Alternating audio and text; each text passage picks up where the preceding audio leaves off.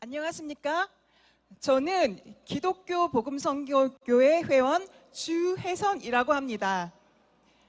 정명석 목사님은 이 피폐한 세상 속에서 삶의 희망을 잃은 사람들, 정신적으로 상처받은 사람들, 그리고 특히 인생의 방향을 찾지 못한 사람들에게 힘과 영감을 전달하는 놀라운 분입니다.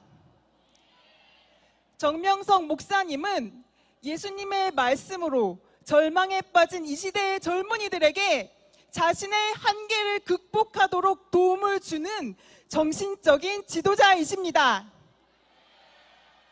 뿐만 아니라 정명석 목사님은 세계 70개국에 걸쳐 예수님의 복음을 전파하셨는데 그의 진실된 삶과 신실한 가르침은 교회를 떠난 다양한 민족의 사람들에게도 같은 울림과 영감을 주었고 그들에게 예수님의 사랑을 느끼게 하여 교회로 다시 돌아오게 하는 일을 해내고 있는 세계적으로 존경받는 목사님이십니다. 특히 호주는 국교가 기독교이지만 교회에 대한 신뢰도가 낮아져서 젊은이들이 교회에서 신앙과 희망을 찾는 것은 불가능한 일이라고 해도 과언이 아닙니다. 그러던 어느 날 호주 출신의 한 친구가 저희 섭리교회에 찾아왔습니다. 그 친구는 자신의 진로 문제, 이성과 교제하면서 오는 힘겨움에 대한 대안을 찾지 못해 때로는 건강치 못한 불건전한 방법으로 자신을 자극하기도 하면서 극적인 절망감, 자괴감에 빠져 있었던 상황이었는데 정명석 목사님의 복음을 접하게 되면서 태어나서 처음으로 자신도 예수님과 함께 새롭게 변화할 수 있다는 희망의 빛을 찾았다고 눈물을 흘리며 고백했습니다.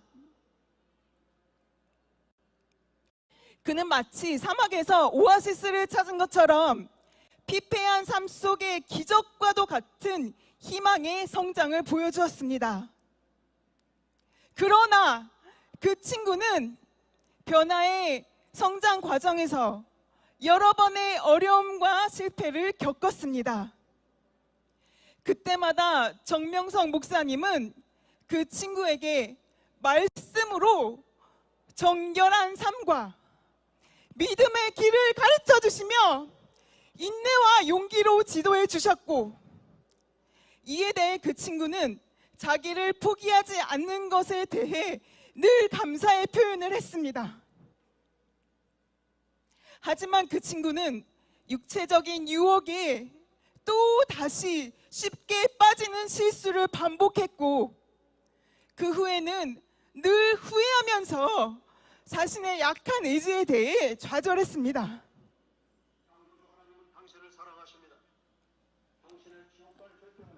그러나 그때마다 목사님은 끊임없는 지지와 위로의 말씀으로 그 친구를 격려해 주셨습니다.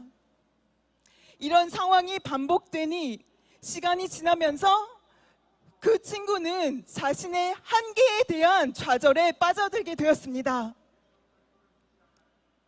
주변의 도움과 관심을 받으면서도 그는 스스로 자책과 열등감을 느끼며 주변의 지도자들과 정명석 목사님을 향한 오해와 비난을 하기 시작했습니다. 그럼에도 불구하고 정명석 목사님은 그 친구를 포기하지 않았으며 그가 올바른 길을 찾도록 끝까지 따뜻한 도움을 주었습니다.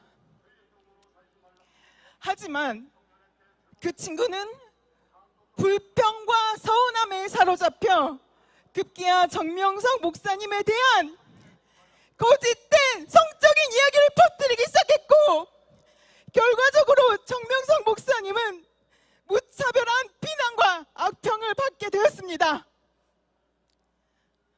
이러한 사건으로 인해 너무나도 안타깝게도 정명석 목사님의 선한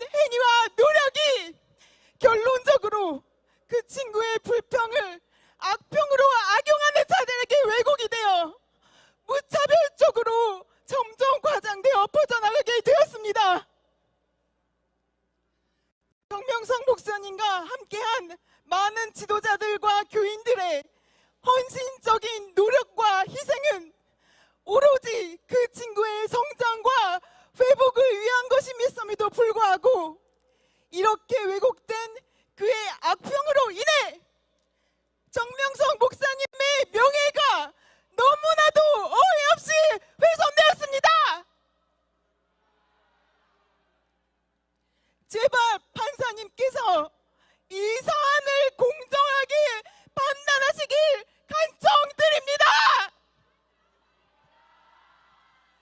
제 증언 외에도 그의 피폐한 삶을 정상적으로 회복시키기 위한 정명성 목사님의 선한 영향력과 그의 헌신적인 가르침을 직접 목격한 수많은 증인들이 있음을 고려하시어 그가 무죄임을 밝혀주시길 부탁드립니다. 감사합니다.